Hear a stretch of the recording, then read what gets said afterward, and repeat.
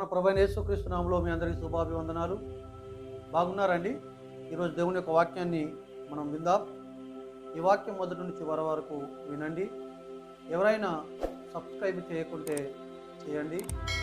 ఈరోజు వాక్యంలోకి మనం వెళ్దాం. 2 రాజుల గ్రంథము 4వ అధ్యాయము దాని 39వ వచనము సరి మనం చదువుకుందాం. అయితే ఒకడు కూరాకులు ఏరడానికి పొలములోనికి పోయి వెర్రి ద్రాక్ష చెట్టును చూచి దాని గుణమెరగక దాని తీగలు తెంపి ఒడి నిండా పోసుకొని వచ్చి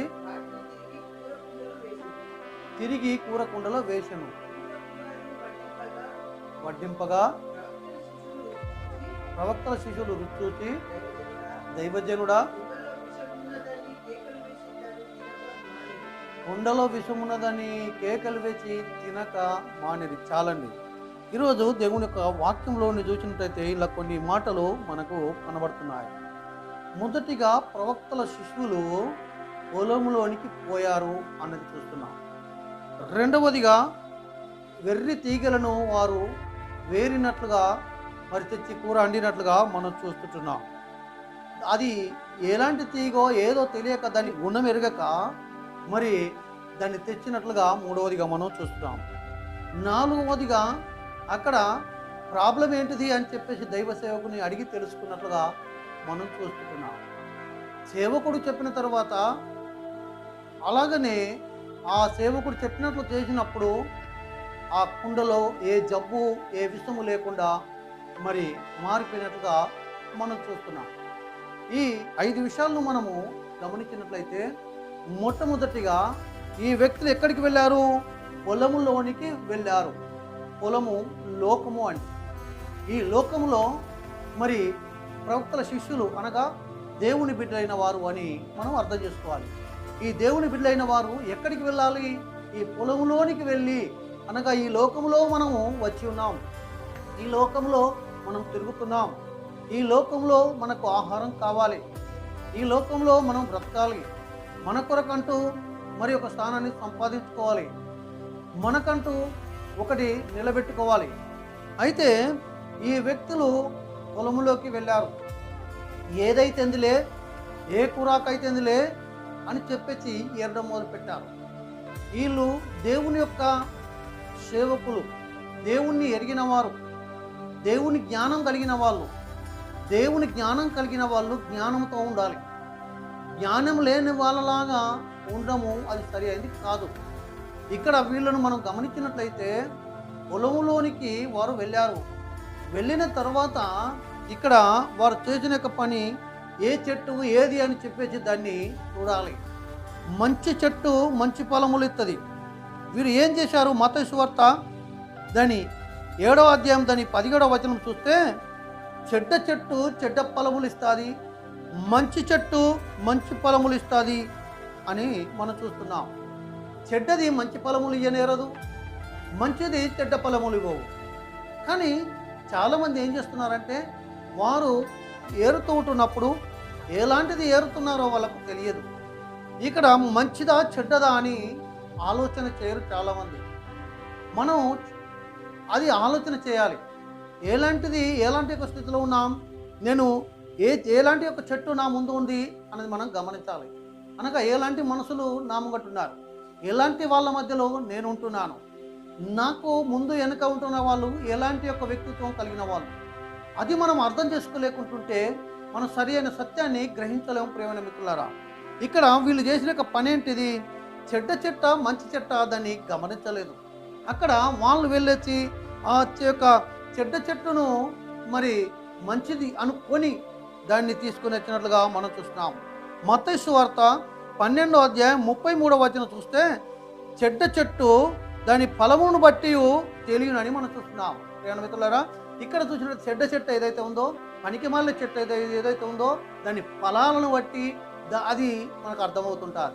మంచి వాళ్ళు చెడ్డవాళ్ళు అని అన్నది ఒకవేళ వాళ్ళు మనకు చేసే ఒక సహాయాన్ని బట్టి మనకు అర్థమవుతుంది.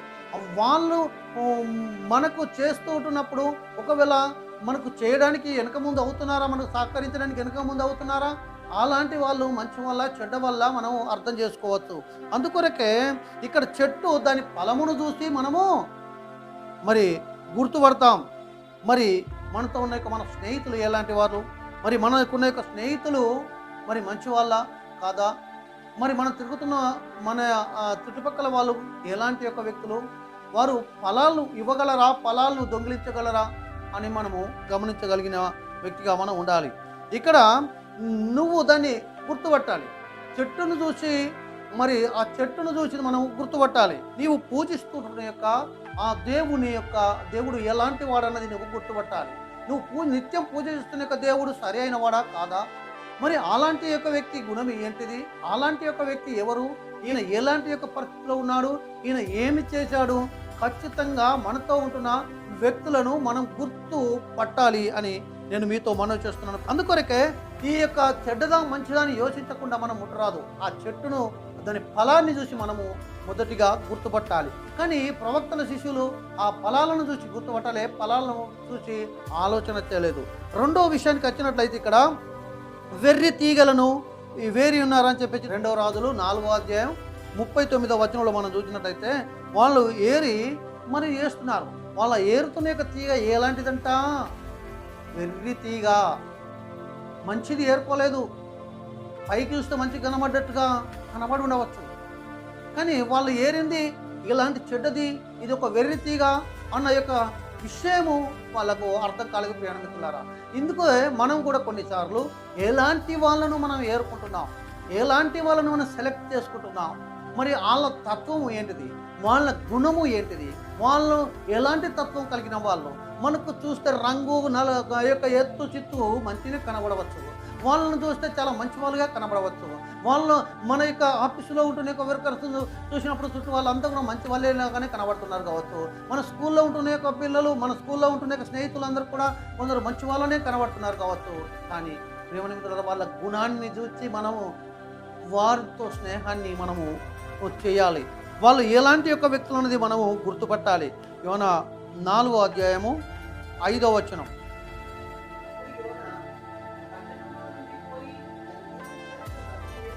తూర్పు తట్టున బస చేసి బంతిని ఒకటి వేసుకొని పట్టణానికి ఏం సంభవిస్తుందో చూచెదనని ఆ నీడను కూర్చొని ఉండగా సొర చెట్టు ఒకటి ఏర్పాటు చేసి శ్రమను పోగొట్టుటకై అది పెరిగి నీడ ఇచ్చినట్లు చేశాను. చూచి చాలా సంతోషపడ్డాడు. మరుసటి ఉదయమందు ఒక పురుగును ఏర్పాటు చేయగా ఆ చెట్టును తొలిచినందున ఆడిపోయాడు. ఎండ కాయగా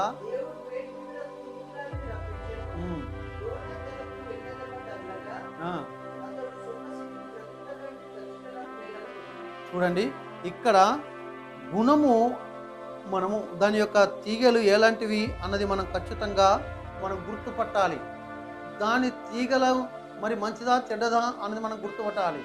మిత్రులరా, దీని ఏమిటి సూచనగా మనకు అర్థమవుతుందంటే, మనతో ఉంటున్న వ్యక్తి ఎలాంటి వాళ్ళు అన్నది మనము గుర్తుపట్టాలి.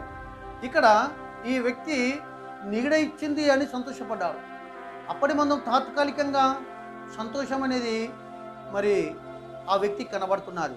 మనకు కూడా కొన్నిసార్లు తాత్కాలికమైన సంతోషము ఫస్ట్ కనబడవచ్చు. ఆ సంతోషమే మనకు స్వర్గంలో అనిపించవచ్చు. ఆ తాత్కాలికంగా మన బ్రతికే సంతోషం అనిపించవచ్చు. ఏ రోజు మట్టుకే మనకు బాగా అనిపించవచ్చు, కానీ ఏ రోజు గడిచిపోతే దానివల్ల ఎంత ప్రమాదం ఉంటుందో ఒక్కసారి మనం గమనించాలి. తాగుతూ ఉంటున్నప్పుడు తాగినప్పుడు కొంచెం మనకు మరి గాలిలో తేలినట్టు కొంచెం సంతోషము కనబడవచ్చు, కానీ మరుసటి దినము అది దిగిపోయిన తర్వాత ఎంత వేదనగా ఉంటుందో ఒకసారి గుర్తుపట్టాలి. నువ్వు తాగుతున్నప్పుడు బీడీ, సిగరెట్, ఎలాంటి మత్తు పదార్థాలు ఏదైతే తాగుతున్నావో అది తాగుతుంటున్నప్పుడు అది నీకు ఇప్పుడు మత్తుగా చాలా ఎంజాయ్గా కనబడవచ్చు, కానీ తదితర సమయంలో అనగా రేపటి సమయంలో అది నీకు ఎంత బలహీనత తెస్తుందో, ఎంత అనారోగ్య స్థితికి తీసుకొస్తుందో, ఎంత నీ ఆర్థికంగా లోతుకు తీసుకెళ్తుందో, నిన్ను ఎంత సంతోషపడుతుందో దానికన్నా ఇంకా వెయ్యంతలుగా నిన్ను బాధపరుస్తుందన్న సంగతి మర్చిపోవద్దు. ఈరోజు ఒక వ్యక్తిని చూసినప్పుడు చాలా అందంగా ఉన్నది అని చెప్పేసి మరి నువ్వు వివాహం చేసుకుంటావు కావచ్చు. అందమైన ఒక వ్యక్తి అని చెప్పేసి నువ్వు వివాహం చేసుకున్నావు. అప్పటి మనం చాలా కనులకు ఇంపుగా కనబడ్డాది. కానీ మీకు తెలుసా, ఆ వివాహమైన తర్వాత గుణం బాగలేక ఆ ఇంటికి వెళ్ళిన తర్వాత జీవితాంతము నువ్వు చేసుకున్న నీ భాగస్వామితో నువ్వు బాధపడవలసిన పరిస్థితి ఎదురుపడుతుంది. వాళ్ళు తాగొచ్చి రోజు నిన్ను కొడుతుంటే నీవు వేదన పడవలసిన పరిస్థితి వస్తుంది. ఒక్కరోజు సంతోషం కొరకు నువ్వు, ఒకరోజు సంబరం కొరకు నీ తల్లిదండ్రులు కాదని, ఒక్కరోజు సంబరం కొరకు నీ కుటుంబాన్ని కాదని, ఒకరోజు సంతోషం కొరకు ఈ యొక్క అధికారులు పెట్టే యొక్క నిబంధనలు కాదని, ఒక్కరోజు సంతోషం కొరకు ఇదిగో నువ్వు ఈ సుఖభోగాలను అనుభవించడానికి నువ్వు ప్రయత్నం చేస్తే తదితర దినమున బాధపడవలసిన దినము నీకు ఉంటుంది. ఈరోజు నీకు సంతోషం ఉంది, రేపు ఎక్కువ రోజులు నువ్వు బాధపడవలసిన పరిస్థితి మనకు వస్తుంది కావచ్చండి. ఇక్కడ యోన ఆ ఒక్కరోజు సంతోషాన్ని, ఆ రోజు సంతోషాన్ని మాత్రమే అబ్బా ఎంత బాగుంది అనుకున్నాడు. కానీ దీని ఏంటిది, దీని బతికేమైపోతుంది, ఇది పోయిన తర్వాత మళ్ళీ నేను ఏమైపోతాను, నాకు శాశ్వతమైన ఒక నీడ నాకు కావాలి అని చెప్పేసి దాని కొరకు ఆలోచన చేయాలి. పందిరి ఈ రోజు ఉండి రేపు తీసివేసుకునేది, ఒక నివాస స్థలాన్ని చేసుకోలేదు తను. ప్రేమికులారా, ఈరోజు నువ్వు నేను మనమందరం కూడా మరి ఎలాంటిది మనము ఏరుతోటున్నాం? చెడును ఏరుతున్నావా లేకుంటే మంచిని వేరుతున్నావా? ఈ యోన లెక్క ఈ చెరు చెట్టును చూసి సంతోషపడ్డట్లుగా ఈ లోకాన్ని చూసి అప్పటి మందం సంతోషపడుతున్నావా? నీ బిల్డింగ్లను చూసి అప్పటి మందం సంతోషపడుతున్నావా? నీ కుటుంబాన్ని చూసి అప్పటి మందం సంతోషపడుతున్నావా? కనుక ఒకవేళ దానికి పురుగు తగిలిందంటే నువ్వు ఏడ్చే దినాలు ఒకరోజు వస్తాయి. దానికి ముందు నువ్వు దాని గుణాన్ని, అది ఎలాంటిది, వెర్రి తీగన మంచి తీగన నువ్వు గుర్తారు. అప్పటి మందం నేను ప్రేమించిన అని చెప్పేసి మంచి వాడిలాగా, మంచి వ్యక్తిలాగా నీకు కనబడతారేమో. కానీ ప్రేమికులారా, తర్వాత ఇంటికి వచ్చిన తర్వాత, వివాహం అయిన తర్వాత అప్పుడు అసలు రూపము నీకు బయటికి వస్తుందండి. ఒకవేళ నీవు ఉద్యోగం చేస్తున్న సమయంలో పెద్ద కంపెనీ నువ్వు వెళ్తున్నావు, అక్కడ ఉన్న యొక్క వ్యక్తులు ఎలాంటి వాళ్ళు నువ్వు దాన్ని గుర్తుపట్టకుంటే, ఎలాంటి యొక్క పరిస్థితుల్లో వాళ్ళు, ఎలాంటి వ్యక్తులు నీ చుట్టూ పనిచేస్తున్న వాళ్ళు గుర్తుపట్టకుంటే, నీ యజమాని ఎలాంటి వాడో నువ్వు గుర్తుపట్టకుంటే, నీకున్న పై అధికారి ఎలాంటి వాడో నువ్వు గుర్తుపట్టకుంటే, నీవేదో జీతాన్ని చూసి మురిచిపోయి దాంట్లో నువ్వు జాయిన్ అయిపోయావు. ఈరోజు అక్కడికి వెళ్ళిన తర్వాత కఠినమైన ఒక శ్రమను అనుభవించవలసిన పరిస్థితి నీకు వచ్చుంటే, ఒక్కరోజు ఏదో నువ్వు సంతోషం అని వెళ్ళిపోయావు. కానీ జీవితాంతము వెళ్ళలేక, బ్రతకలేక, ఉండలేక కఠిన పరిస్థితిలో ఉండి ఈరోజు నువ్వు శ్రమను అనుభవిస్తున్నావా? అయితే ఈ యొక్క వ్యక్తి కూడా అలాంటి యొక్క పరిస్థితిని అనుభవిస్తున్నాడు. అయ్యో నా చావే మేలు అనుకుంటున్నాడు. ఎందుకంటే ఒక్కరోజు సంతోషపడ్డాడు, కానీ అది వెండిపోయిన తర్వాత జీవితాంతం అనగా ఏడవలసిన ఒక పరిస్థితి యోనకు అగ్పడుతుంది. ప్రియ మిత్రులారా, ఇక్కడ మనము ఈ ఉద్యోగం మనకి తర్వాత ఆ ఉద్యోగం ఇచ్చిన ఒక వ్యక్తి ఎలాంటి, దేన్ని బట్టి మనకిచ్చాడు, ఏ తత్వం కలిగి ఇచ్చాడు, అసలు ఏంటిది? మనకు ఒక వ్యక్తి ఏదో సహాయం చేస్తున్నాడు అంటే ఆ సహాయం వెనుక మరి వాళ్ళ ఆలోచన ఏంటిది? ప్రతి దాన్ని మనం గమనించాలి. ఒక వ్యక్తి మనకు ఏదో ఇచ్చినట్టు ఇచ్చి మరి ఎంత లాగాలని చూస్తున్నాడు మనం గమనించాలి. అవసరత ఎరిగిన యొక్క వ్యక్తి ఈరోజు నీకు అవసరత ఉన్నదని చెప్పేసి నీకు ఇదిగో ఎంత డబ్బుని తీసుకో అని చెప్పేసి తర్వాత దానికి ఎంత వడ్డేస్తాడో నువ్వు దాన్ని ఎరగాలి. ఆ తత్వము నువ్వు ఎరగకుండా, ఒకవేళ ఆ వ్యక్తిని నువ్వు గుర్తుపెట్టకుండా నువ్వు ఒకవేళ ఆ పనిలోకి నువ్వు వెళ్ళినట్టయితే, ఆ యొక్క వ్యక్తితో నువ్వు స్నేహం చేసినట్లయితే చాలా ప్రాబ్లంలో ఇరుక్కుంటావు అని చెప్పేసి నేను నీతో మనవి చేస్తున్నాను. నువ్వు ఏరుతున్నది వెర్రి తీగలు కాదండి. ఒక భక్తి పరుని నువ్వు ఏరుకో, ఒక మంచి సంఘాన్ని నువ్వు ఏర్పాటు చేసుకో, ఒక మంచి బోధకుని నువ్వు ఏర్పాటు చేసుకో, ఒక మంచి ఈ యొక్క ఆఫీసరు నీకు ఉండలాగా నువ్వు ప్రార్థన చేయి, ఒక మంచి జాబును నువ్వు చూసుకో. అది తక్కువ జీతం ఎక్కువ జీతం అని కాదు, ఒక మంచి భర్తను నువ్వు చూసుకో. అందం డబ్బు ఇది కాదండి, ఐటీ వల్ల కాదు, కానీ ఒక మంచిది నువ్వు దాన్ని ఏర్పాటు చేసుకోవాలి, దాన్నే ఏరుకోవాలి. ఏరుకోమని నీ కళ్ళ ముంగట పెట్టినప్పుడు అందమైనది ఏరుకుంటున్నావు, కానీ అందమైన గుణం కలిగింది నువ్వు ఏరుకోవడం లేదు. అందమైన ఈ యొక్క పరిస్థితి నువ్వు అనగా ఎంతో విస్తారమైన ధనం ఉన్న యొక్క వ్యక్తిని నువ్వు ఏరుకుంటున్నావు, కానీ గుణమున్న యొక్క వ్యక్తిని నువ్వు చూసుకోవడం లేదు. నీకు అమ్మాయి కావాలి, నీకు భార్య కావాలి, నాకు ఇంత కట్నం ఇచ్చే ఒక వ్యక్తి కావాలి, ఇంత కట్నం ఇచ్చే ఒక వ్యక్తి కావాలని నువ్వు ఏరుకుంటున్నావు, కానీ లక్షల కట్నం కొరకు చూస్తున్నావు. కానీ ఏమైనా మిత్రుడా, ఊరికినే వచ్చింది అని చెప్పి సంబరపడుతున్నావు, కానీ దాని వెనుక వారిలో ఉన్న యొక్క ఉద్దేశం ఏంటిదో ఒకసారి నువ్వు గమనించాలని నీతో మనవి చేస్తున్నాను. మూడవదిగా మనము గమనించినట్లయితే ఇక్కడ దాని గుణము ఎరిగి ఉంటే బాగుండేది. గుణము ఎరగక ఆ తీగను వెతకాలి. ప్రియమైన మిత్రుడా, ఈ యొక్క గుణం అనేది చాలా అవసరమైంటుంది. ఇక్కడ గుణము మనము ఎరగకుండా కేవలం పై రూపాన్ని మనం లక్ష్య పెట్టినట్లయితే చాలా ప్రాబ్లంలో పడిపోతాం. ఆ వ్యక్తి గుణం, నువ్వు చేస్తున్న యొక్క పని గుణం, నువ్వు యొక్క తాగుతున్న ఆ తాగుడు యొక్క గుణం, అది నిన్ను ఏ రీతిగా పాడు చేస్తాదో, అది ఎంత భయంకరంగా ఉంటుందో, అది ఎంత నష్టం చేస్తాదో, అది నువ్వు తాగిన తర్వాత లేకపోతే నువ్వు తిన్న తర్వాత నువ్వు తప్పుడు పని చేసిన తర్వాత అది ఎంత ప్రమాదకరంగా ఉంటుందో, ఎంత నిన్ను నష్టంలోకి తీసుకెళ్తాదో, దాని గుణాన్ని నువ్వు గుర్తుపెట్టవలసిన అవసరత ఉంటుందని మీతో మనవి చేస్తున్నాను. కానీ ఇక్కడ మూడోది మనం చూసినట్లయితే గుణము ఎరగక వాళ్ళు ఆ తీగలను ఆ ఆకులను ఏరినట్లుగా మనం చూస్తున్నాం. రోమపత్రిక దాని 11వ అధ్యాయం 34వ వచనం చూస్తే ప్రభువును ఎరిగినవాడు యెహోవా గుణములను ఎరిగి ఉండాలి అని చెప్తున్నాడు. అనగా ప్రభువుని ఎరిగినవాడు గొప్పవాడండి. ప్రభు గుణాన్ని ఎరగాలి. ప్రభు ఎలాంటి వాడో, యెహోవా ఎలాంటి వాడో, నిన్ను సృష్టించిన ఆ దేవుడు ఎలాంటి వాడో, నువ్వు మొక్కుతున్న ఆ దేవుడు ఎలాంటి వాడో, ఆయన గుణము నువ్వు తెలియకుండా ఒకవేళ నువ్వు దాన్ని నువ్వు చేపట్టినట్టయితే ప్రాబ్లంలో ఇరుక్కుంటావు. మనం నిత్యము మరి పూజిస్తున్న యొక్క దేవుడు, నిత్యము ఆరాధన చేస్తున్న యొక్క వ్యక్తి, ఆ వ్యక్తి ఎలాంటి గుణం, మరి అలాంటి గుణము మరి ఉన్నదా? ఏ మంచి గుణం ఉందా, చెడ్డ గుణం ఉందా? 10 మంది చంపడానికి ఉషకొలిపే గుణం ఉందా?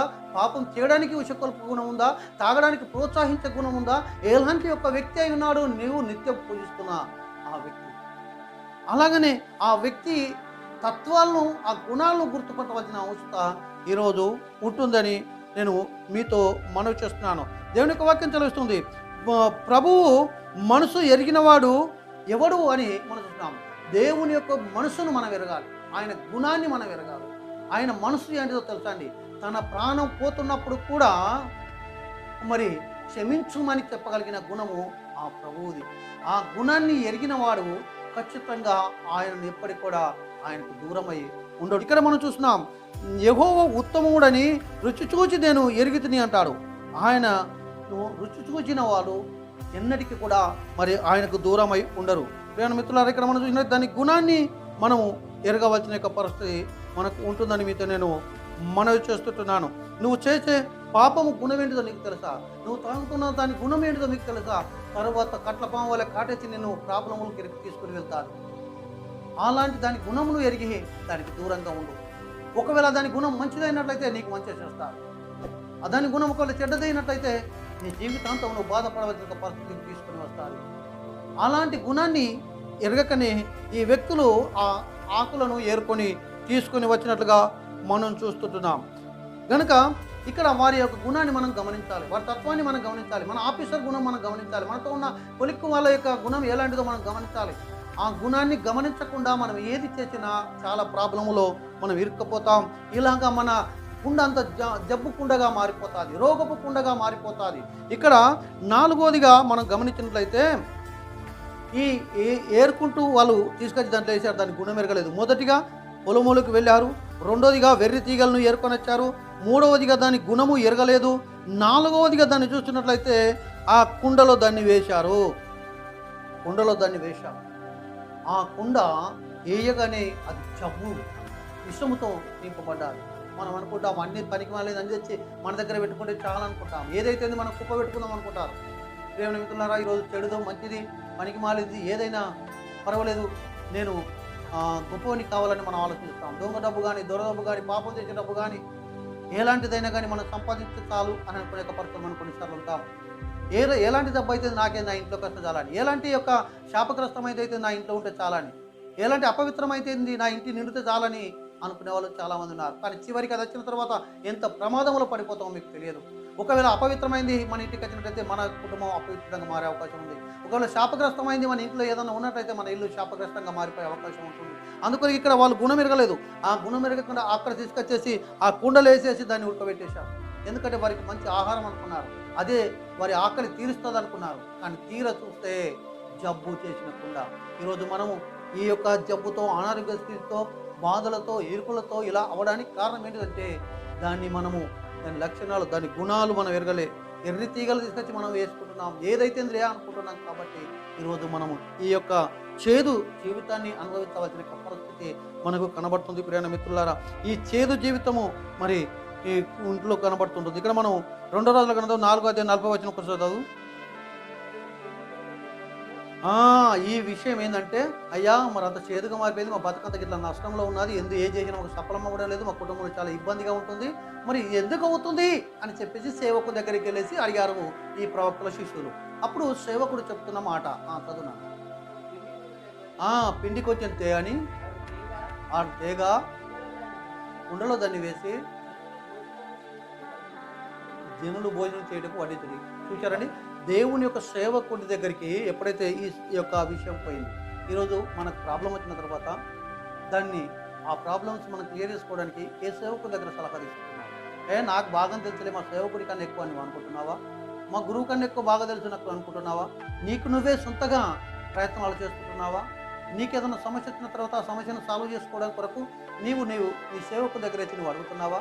వివాహం ఎలా చేయాలి, ఎలాంటి ఒక వ్యక్తిని వెతకాలి, ఎలాంటి యొక్క పన్ను నేను మొదలు పెట్టాలి, నేను ఎప్పుడు మొదలు పెట్టాలి, నేను పొలం ఎప్పుడు కొయ్యాలి, పొలం ఏం చేయాలి, నేను పెళ్ళి ఎలా చేయాలి, ప్రతి ఒక్క సలహాను చేసుకుంటున్నావా? ఇల్లు కడుతున్నా, ఇల్లు ఎట్లా కట్టాలి, ఏం చేయాలి, ఎప్పుడు కట్టాలి, బాయి తోడుతున్నా, ఏడ తోడాలి, ఏం చేయాలి అని చెప్పేసి ఏదైనా సలహా. నాకు పిల్లలు అవ్వడం లేదు, ఎందుకు అవుతం లేరు అని చెప్పేసి, లేకుంటే నాకు రోగం పోవడం లేదు, ఎందుకు పోతలేదు అని చెప్పేసి నీ సేవకు దగ్గర ఎప్పుడన్నా పోయి సలహా అడిగావా? ఎంత మాత్రం దేవుడు ఏం చేస్తున్నాడు అని మాట్లాడుతున్నావు. కానీ నీ సేవకుని దగ్గరికి వెళ్ళేసి, అయ్యా ఇది ఎందుకు జరుగుతుంది అని చెప్పేసి ఎప్పుడన్నా నీ సేవకుని దగ్గర పోయి అడిగావా? ఇకనన్నా పోయి నీ సేవకుని దగ్గర సలహా తీసుకో.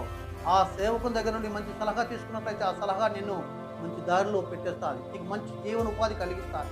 ఈరోజు ఈ యొక్క వ్యక్తులు తప్పు జరిగిపోయింది, నష్టం జరిగిపోయింది, చేదు ఇంట్లోకి వచ్చేసింది, దాన్ని ఏ రీతిగా పూర్తి చేయడం కొరకు ఏం చేయాలని ఆలోచన చేసినప్పుడు సేవకుడు గుర్తుకొచ్చాడు. ఈరోజు నీ కఠినమైన పరిస్థితుల్లో, బాధలో ఉన్న పరిస్థితుల్లో నువ్వు వెళ్ళి ఆ వ్యక్తి సలహా తీసుకున్నావు. కొంతమంది నాకు తెలుసు, వారికి కొంతమంది సేవకులకు పిల్లలు లేని యొక్క వ్యక్తులు మరి ఉంటారు.